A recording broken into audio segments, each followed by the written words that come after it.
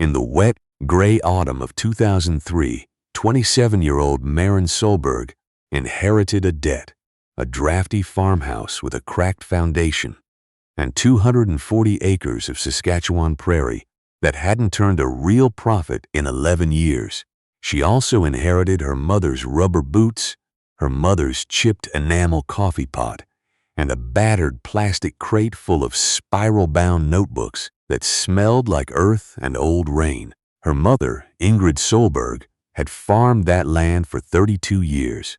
She had come to Saskatchewan from northern Manitoba as a young bride, following a husband who believed in the soil the way some men believe in God, quietly, stubbornly, without much need for proof. When he died of a heart attack on the back field in 1989, Ingrid kept going. She drove the John Deere herself. She filled out the paperwork herself. She drove into Moose Jaw alone to argue with the bank, her hands steady on the steering wheel and her jaw set like a fence post. But the land had been declining since before Maren was born, worn down by decades of wheat monoculture, each crop pulling more from the soil than the last season could replace. By the time Ingrid died of pneumonia in October 2003, the fields were pale and compacted, the topsoil thin as paper in the low spots, and the farmhouse mortgage was 3 months behind. Maren had been living in Saskatoon, working as a drafter for a small engineering firm. She had a 1-bedroom apartment with a good radiator and a cat named Oslo. She had not planned to come back to the farm. She had not planned on any of this. But she came back. She packed Oslo into a carrier, drove 4 hours south on a highway that turned to gravel 20 kilometers from the property line, and stood in her mother's kitchen for a long time looking at the notebooks in the crate. She made coffee in the chipped pot. She sat down and she began to read.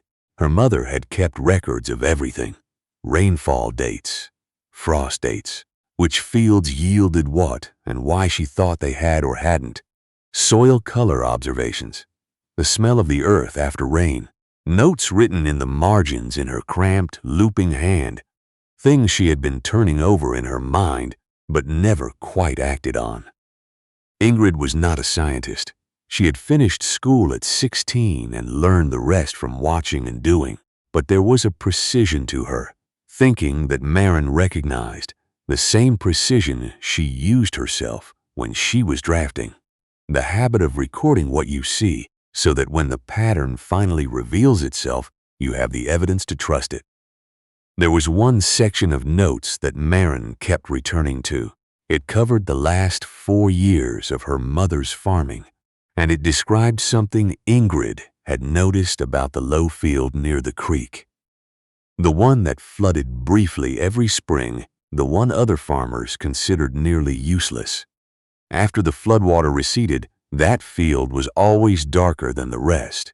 The grass along its edges was thicker. When Ingrid had managed to plant it in years when the flooding wasn't severe, it consistently outperformed the drier fields without any additional inputs. Ingrid had written near the end of one notebook, "The creek gives that field something the rest never gets. I don't know what it is. I want to find out." She had not found out.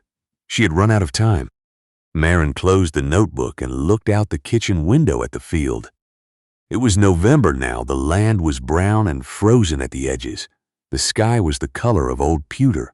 She thought about calling the agricultural lender in town, Mr. Dempster, who had left a polite but firm voicemail 2 days after the funeral, asking when she planned to discuss the account.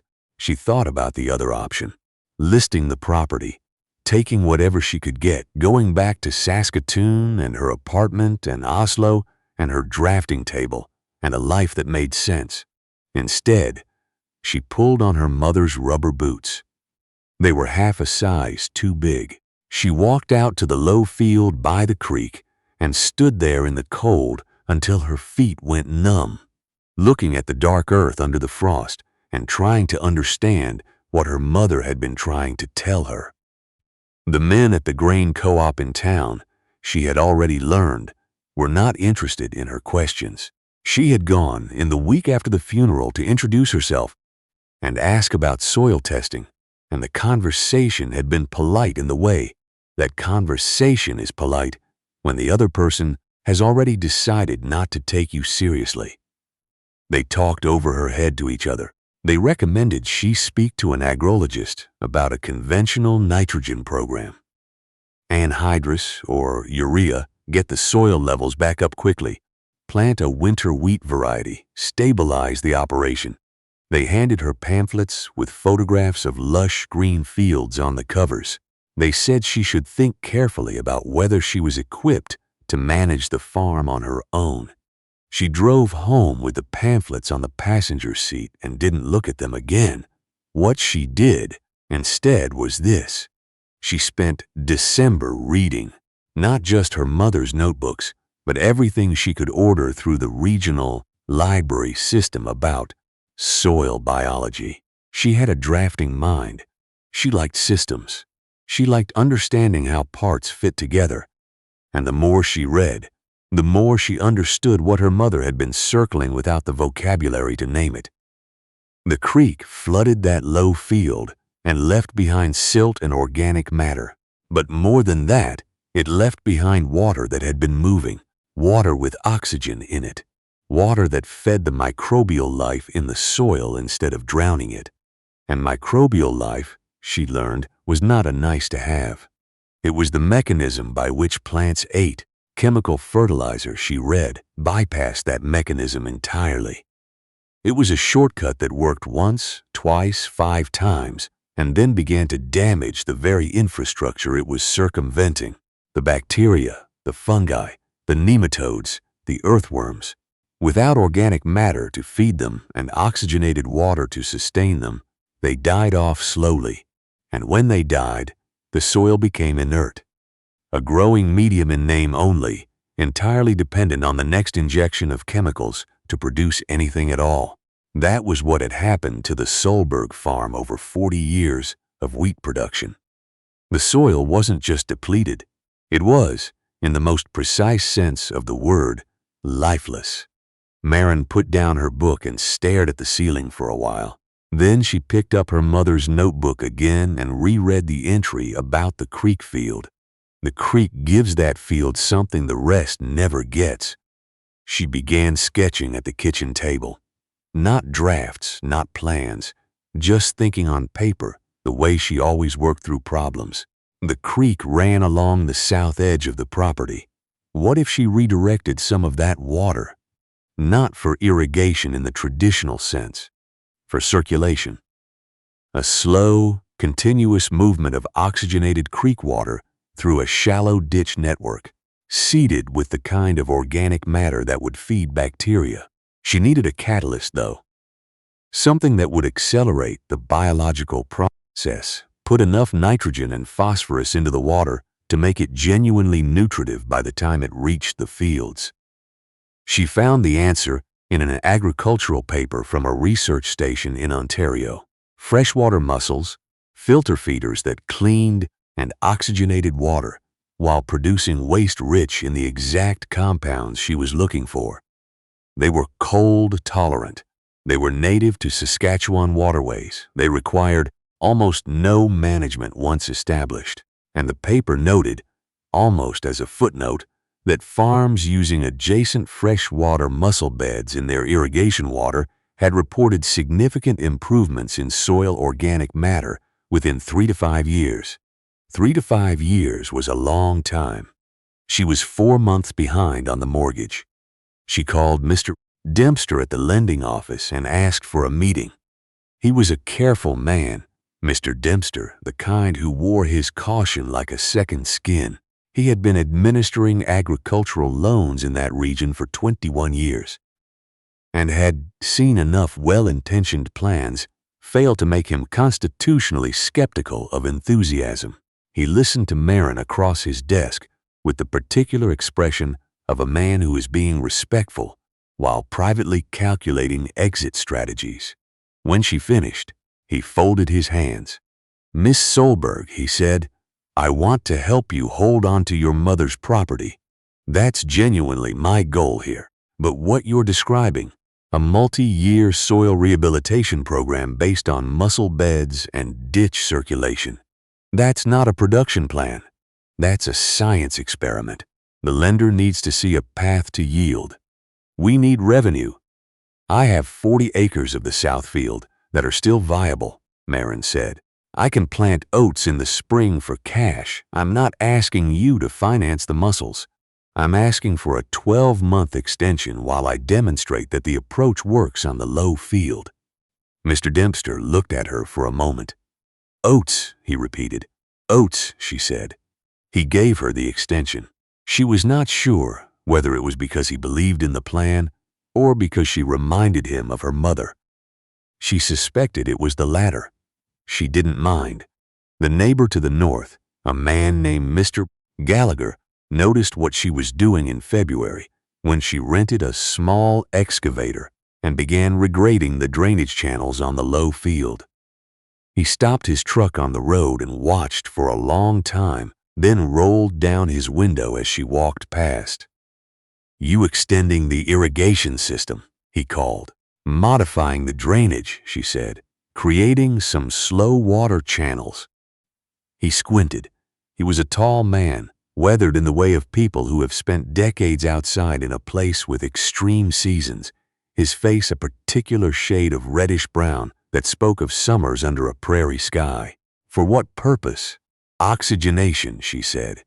"I'm going to seed them with mussels come spring." There was a pause.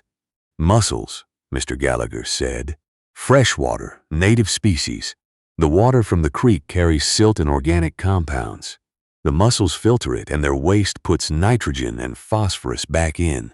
By the time the water reaches the field, it's nutritive." He stared at her with the focused attention of a man trying to determine whether he has misheard something. Then he slowly rolled his window back up and drove away. She heard about herself at the feed store the following week, not directly. The conversation stopped when she walked in, but she understood from the particular quality of the silence that she had been the subject of it. A woman at the counter gave her a look of sympathetic concern, the kind reserved for people who are clearly struggling. The owner was friendly enough, but his friendliness had a careful quality, the kind that doesn't want to encourage anything inadvisable. She bought her supplies and drove home. "Let me ask you something. Have you ever committed to something you couldn't fully explain, even to yourself, where the reasoning was sound but the proof was years away? And in the meantime, all anyone could see was a young woman digging ditches in February on a farm that was already behind on its mortgage." That is a specific kind of loneliness, not dramatic loneliness, quiet, grinding, daily loneliness, the kind that lives in the gap between what you know and what you can demonstrate. That was where Marin Solberg lived in the spring of 2004, with her mussel bed seeded and her oat crop in the ground, and Mr. Gallagher watching from his truck every time he drove past. The official skepticism arrived in June, delivered by a regional agrologist named Mr. Finch from the Provincial Agricultural Extension Office. He had heard through the co-op network about the mussel beds and had come out of what he called professional curiosity. He was a tall man who used technical language the way some men use height, as a means of establishing position in a room. He walked the ditch system with Marin, peering at the water, noting the mussel colonies with an expression of polite bafflement. "The premise isn't without logic," he said finally, which was the closest he came to a compliment. "But the scale is the issue. Miss Solberg, the nutrient contribution from a freshwater mussel bed of this size is, at best, marginal relative to what depleted soil at your saturation levels requires. You're looking at nitrogen outputs that are fractions of what anhydrous can deliver per acre. The math simply doesn't work. The math for chemical fertilizer also doesn't account for the cost to soil biology," Marin said, "or the compounding debt required to maintain it. My mother farmed this land for 32 years, and the yields went down every decade. The math on that approach doesn't work either." Mr. Finch made a note on his clipboard. "I understand the desire for an alternative," he said, in the tone of someone who doesn't. "But we need to be realistic about timelines. You can't rebuild soil organic matter in a single season. And in the meantime, your viable acreage is underproducing. I could connect you with a very reasonable supplier for a targeted nitrogen application on those south fields. It wouldn't have to be a large program, just enough to stabilize your yields this year while you explore other options," he said. "Explore other options the way you say get some rest to someone who has told you their business plan. Gentle, dismissive. Final. Thank you, Mr. Finch," Marin said. "I'll let you know how the season goes." He filed a report. She found out about it months later from a friend of a friend who worked in the extension office. The report characterized the Mussel bed project as an unconventional approach unlikely to produce measurable agronomic benefit in the short to medium term, and recommended ongoing monitoring to ensure the operation remained financially viable. She framed it eventually. It hung in her kitchen for years. The sales representative arrived in July. His name was Mr. Beauchamp, and he was from a fertilizer and crop input company based out of Regina, and he drove a company truck so clean it looked as though it had been detailed specifically for the visit. He was good-looking in a deliberate way, and he had the easy confidence of someone who had never had a meeting go badly enough to doubt himself.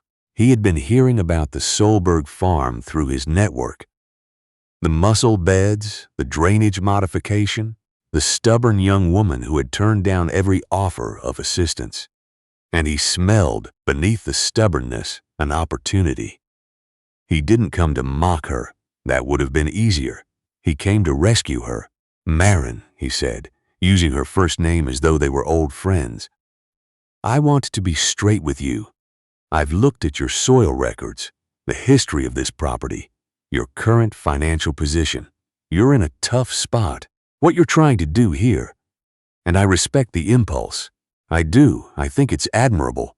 But it's going to take years, and you might not have years. I can offer you a flexible credit arrangement on our biostimulant program. It's not your traditional anhydrous. These are organic certified inputs, living soil amendment products. We're calling it regenerative in our marketing. It bridges the gap, Marin. It gets your yields up fast enough to keep the bank happy while your long-term system develops." He said regenerative the way you say a word in a foreign language you've just learned, accurately, but without feeling. Marin looked at him. She was standing in the doorway of the barn, and the afternoon light was coming in sideways, and she thought about her mother driving into Moose Jaw alone to argue with the bank with her hands steady on the steering wheel. "Mr. Beauchamp," she said, "my mother spent 30 years chasing input solutions. Every new product was going to be the one that turned things around. It never turned anything around. It just changed who she was in debt to." She stepped back. "I appreciate the offer, but I'm going to see what happens." His smile didn't waver, but something behind it did. He had misread her, taken the mortgage pressure for desperation, and desperation for pliability. He got back in his truck and drove down the gravel road without looking back, and Marin stood in the barn doorway until the dust settled and the prairie went quiet again. She was alone with her decision. It was a lonelier feeling than she'd expected. Let me tell you about Ingrid Solberg. She was not an expressive woman in the conventional sense. She did not hug easily or say "I love you" without occasion, but she had a particular way of teaching Marin things, not by explaining them, but by making Marin stand next to her and look at the same thing until Marin saw it too. She would crouch at the edge of a field and pick up a handful of soil and hold it out, and she would wait. Not patiently exactly, more like a person who is running out of time and can't afford to explain everything, but needs you to understand the most important things before she goes. She had been doing that, Maren realized, since Maren was about 7 years old. The way she'd pick up dark soil versus pale soil and hold them side by side. The way she'd point at earthworms as though they were significant, not incidental. The way she'd wade into the creek shallows in her rubber boots and just stand there, looking at the water moving over the rocks, as if the creek were saying something she was still working out how to translate. Maren had thought at the time that her mother was just being eccentric. She understood now that her mother had been conducting a 30-year observation. She had been trying to understand something that the people around her, the co-op, the extension office, the agrologists, the bank, had already decided they didn't need to understand. She had been trying to hear the land. She hadn't had enough time to act on what she heard. That was the grief of it, the specific weight that Maren carried into the summer of 2004, into the mussel beds and the slow ditches and the oat crop on the south field. She was finishing something her mother had started. She was answering a question that Ingrid had spent a lifetime formulating. The first summer was not a disaster, which was the best Maren could say for it. The oats came in at a modest yield, enough to make the mortgage payment with a little left for operating costs. The mussel beds were established and appeared to be thriving.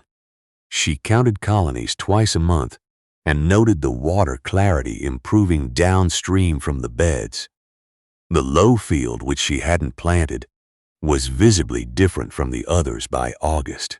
The volunteer grasses along the ditch edges were thicker, greener, more diverse. She found earthworms there for the first time. She took a soil sample, sealed it, and drove it to the provincial lab herself. The results came back in September. Organic matter up from 1.1% to 1.4%. Microbial activity notably elevated. Nothing dramatic, but directional. Moving the right way. She let herself cry a little, standing in the kitchen, just briefly. Then she put the results in a folder and made coffee and started planning the next season. The second summer tested her in ways the first hadn't. A dry June reduced the creek flow significantly, and she worried about the mussel beds. She rigged a supplemental pump from the dugout on the north side and spent 3 weeks watching the water levels with the concentrated attention of someone monitoring a patient in hospital. Mr. Gallagher drove past more frequently during this period. She suspected he was curious, though curiosity and concern looked similar from a distance. One evening in late July, he actually stopped and got out of his truck. He walked to the fence line and looked at the low field, where the grasses along the ditch were still noticeably green despite the dry conditions. He was quiet for a long time. "That field's holding moisture," he said finally. It wasn't quite a question. "The organic matter acts like a sponge," Maren said. "The more you build it, the more water retentive the soil becomes." He looked at her. He had a way of looking at people, considering, measuring, not unfriendly, that reminded her of the way her mother had looked at soil samples. "Your oats this year," he said, "down from last year, but still above my cost of production." "Mine are worse," he said. Dry June hit the south sections hard. He paused. "I've been farming this region for 31 years. I've seen drought cycles, and I've seen chemical programs that were supposed to protect yields in dry years. They don't." Maren said nothing. She had learned over 2 years of working in isolation that sometimes the most important thing is to let someone finish their own thinking. "How many mussels do you have in those beds now?" he asked. "About 4,000, she said. "They've been reproducing well." He nodded slowly, turned and went back to his truck. Before he got in, he looked back at her. "I had earthworms in my south field this spring," he said. "First time in maybe 15 years. I couldn't figure out where they'd come from. He got in and drove away. Marin stood at the fence for a long time after that. The earthworms had likely migrated from her property. The biology was spreading quietly of its own accord through the soil and water that connected adjacent land. She hadn't planned for that. It moved her in a way she hadn't expected. The idea that recovery could be contagious, that you could heal a piece of land and watch the healing travel outward on its own. The third year brought the first undeniable proof. She planted the low field for the first time. Oats again, conservative choice, lower risk, but she also planted the adjacent section of the middle field with a cover crop mix. Clover, rye, radishes, not for sale. For the soil, the cover crop was meant to feed the microbial life that the mussel water was beginning to establish. She had read about this in a paper from a Manitoba researcher, the way cover crops and biological water inputs worked synergistically, each amplifying the other's effect. She called the researcher directly, a woman named Dr. Kowalczyk at the University of Manitoba, and had a 40-minute conversation that was one of the most energizing of her life. Dr. Kowalczyk had been studying biological nutrient cycling in prairie soils for 15 years and had never seen the mussel irrigation approach attempted at a commercial scale. She asked if she could visit. Dr. Kowalczyk arrived in August, which was the month everything became visible. The low field's oat crop was remarkable, not in a way you needed instruments to measure, but in a way you could see from the road. The plants were a deeper, more saturated green than any oats Marin had grown before, or than anything growing on the surrounding properties. The stalks were thicker. The canopy was denser. When Marin walked the rows with Dr. Kowalczyk, who was crouching every few meters to look at the root systems and the soil at the crown, the researcher kept making small sounds of surprise and writing things down quickly. Your organic matter levels, Dr. Kowalczyk said. When you tested in September of 2004, you had 1.4%. Do you have a current measurement? Marin handed her the test results from June. 2.3%. Dr. Kowalczyk looked at her. That's significant. That's fast. She crouched again, picked up a handful of soil from between the rows, turned it in her hands. It was dark, almost chocolate-colored, and it held together the way healthy soil holds together. Not compressed and blocky, but aggregated, crumbly in the way of something that is structurally alive. The mussel water is doing this? The mussel water plus the circulation system plus the cover crops, Marin said. It's not one input, it's the interaction between them. Dr. Kowalczyk nodded slowly. Your mother started this observation, you said. She noticed the creek's effect on this field. She just didn't know what mechanism was responsible. The researcher was quiet for a moment, looking at the field. You're going to want to document everything, she said finally. Every variable. Because if these yields hold, and I think they're going to hold, people are going to want to know exactly what you did and exactly why it worked. She was right about the yields. When the harvest came in that fall, Marin's low field yielded 20% above the regional average for oats. Her operating costs were a fraction of her neighbors.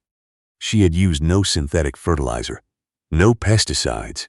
The soil biology had progressed to the point where the plants were resisting the aphid pressure that had damaged crops across the region that year.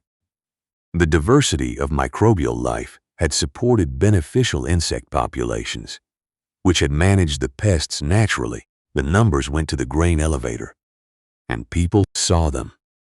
The conversations at the co-op changed, not dramatically. The shift was subtle, the way shifts are when people are too proud to pivot visibly. The comments that had been faintly condescending became faintly curious.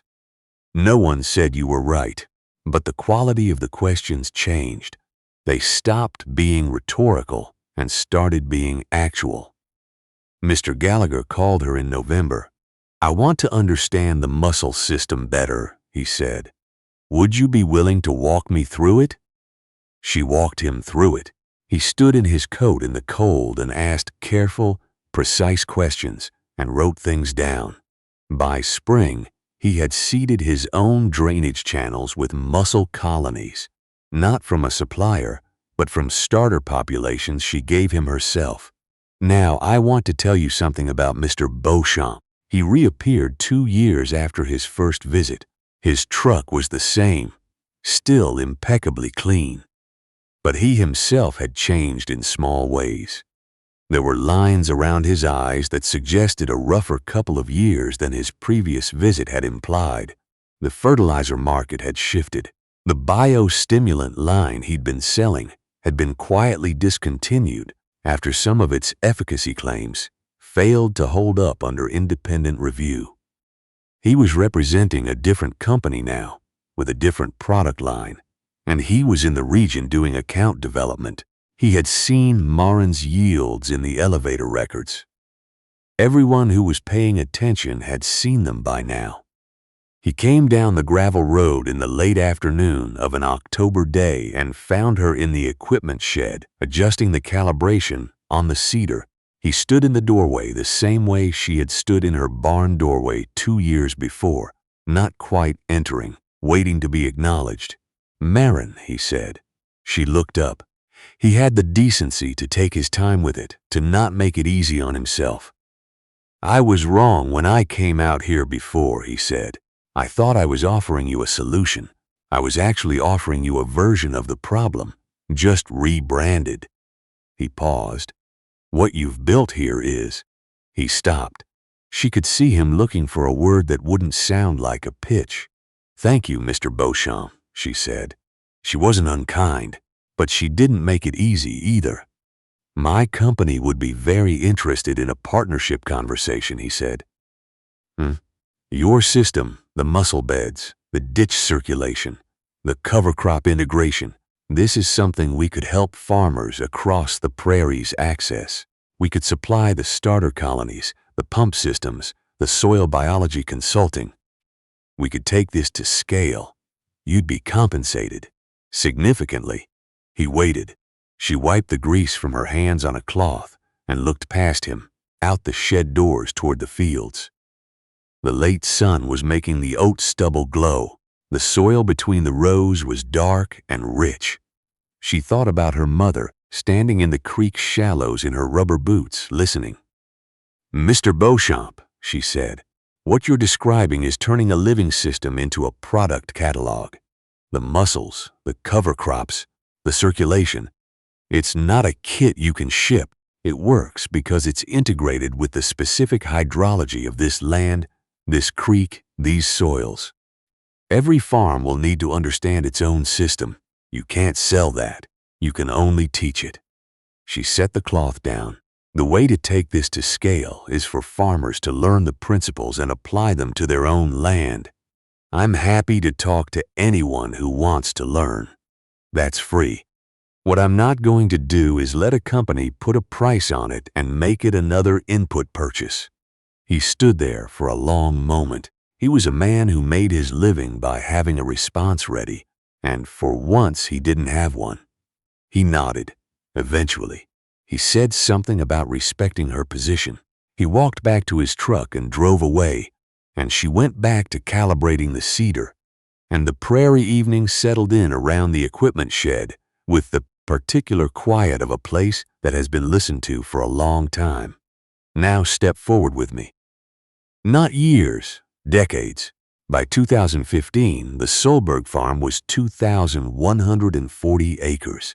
Marin had acquired the neighboring properties, one by one. Not through aggression, but through the slow arithmetic of survival. Her neighbors, one after another, had found themselves unable to carry the cost of the chemical model through the drought cycles of the previous decade. She had purchased their land at fair prices, not foreclosure prices, and she had taken the time with each seller to understand what they were leaving behind. In every case, she had begun the rehabilitation process immediately, extending the mussel bed networks, regrading drainage, seeding cover crops. Mr. Gallagher had not sold. He had converted. His land was not part of hers, but it was ecologically contiguous. The earthworm populations and microbial communities moved freely between the properties through the shared water table, and his yields now reliably matched hers. He had become, over the years, a kind of informal partner, the person she called when she was working out a problem, the person who sent his grandchildren to walk the ditches with her in summer. He was in his 70s now, stiff in the cold mornings, but his eyes were still sharp and his questions still precise. Dr. Kowalczyk had published 3 papers using data from the Solberg operation. She visited twice a year. She had supervised 2 graduate students whose theses examined different aspects of the system, one studying the nitrogen cycle through the mussel beds, one studying the relationship between soil organic matter and drought resilience in prairie oat production. These papers were read by people Maren would never meet, in places she had never been, and she felt a quiet satisfaction about that. The idea that her mother's question was still moving outward. If you drove out to the Solberg farm today, down the gravel road, past the mailbox with the hand-painted name, past the grid of old shelter belt poplars, you would see something that is hard to describe without sounding like you're exaggerating. The soil on that farm is a color that you don't often see in cultivated land, a deep, dark, almost absurdly fertile-looking brown. The ditch systems look less like irrigation infrastructure and more like small creek tributaries with grasses and sedges along the edges and clear water running in them. In the fields in summer, you would see a density of plant growth, a robustness that looks almost effortless. It doesn't look like a farm that is straining to produce. It looks like a farm that has remembered how to feed itself. Maren is 51 years old now. Her hair has some gray in it. She wears her mother's rubber boots on wet days. She had them resoled twice. She has a young woman working with her full-time now, Tess, her sister's daughter, who has her same quiet eyes and her same habit of crouching at the soil edge and picking up a handful to feel the texture. On Sunday evenings, Maren sits at the kitchen table with a cup of coffee and the battered crate of her mother's notebooks still there, alongside her own notebooks now. 21 of them, filled with 20 years of observations, soil test results, ditch water readings, cover crop performance data, and, in the margins, in her own cramped handwriting, thoughts she is still working out, things she can see that she hasn't yet named. One evening, Tess was looking through one of Ingrid's notebooks and stopped at the page where Ingrid had written, "The creek gives that field something the rest never gets. I don't know what it is. I want to find out." She never found out? Tess asked. Maren wrapped her hands around her mug. She found out. She just didn't know she'd found out. She looked out the window at the dark field, the creek a faint shine at the far edge of it. She wrote everything down. Every piece was there. She just ran out of time to put it together. Tess was quiet for a moment. "That's sad." "No," Maren said. She thought about it. She planted the question. I grew the answer. "That's not sad. That's just how long some things take." The story of Maren Solberg is not a story about genius or rebellion or luck, though people have called it all 3. It is a story about a woman who inherited a dying farm and a plastic crate of notebooks and chose to believe that the woman who wrote those notebooks had been onto something. It is a story about a particular kind of faith, not religious faith and not scientific faith exactly, but something in between. The faith that says, the evidence is incomplete but the direction is right, and I am willing to wait for the proof. The chemical salesmen and the extension agrologists looked at that land and saw a production problem. They saw inputs and outputs, deficits and applications, a math equation that needed to be solved with the right product delivered at the right time. They told her to buy the answer. They told her the answer was already packaged and ready. Ingrid had looked at the same land for 32 years and seen something alive, something that needed to be understood, not overridden, something that had its own logic, its own hunger, its own slow timeline. Maren looked at it too, and she chose to listen. The mussels were just the beginning.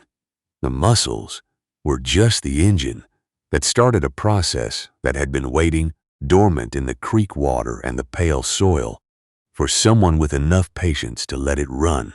The real answer was the same thing it always is and always has been in every field that has ever come back from the edge of nothing. You feed the land, you listen to it, and if you are willing to wait, and not every person is, and there is no shame in that, because waiting is genuinely hard. If you are willing to wait, the land will remember, and it will feed you back.